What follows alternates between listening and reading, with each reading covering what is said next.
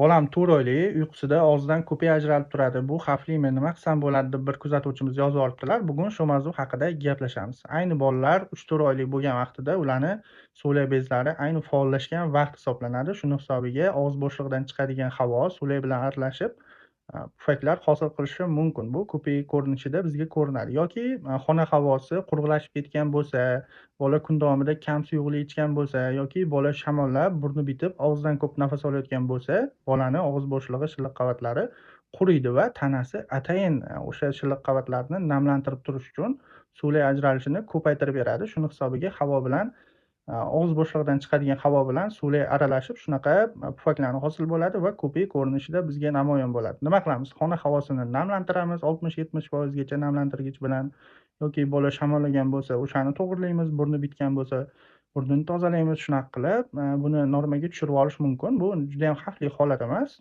Shu so'lak va havo aralashuvi natijasida pufaklar hosil bo'ladi. Agar boshqa kasalliklar haqida gapirmadim.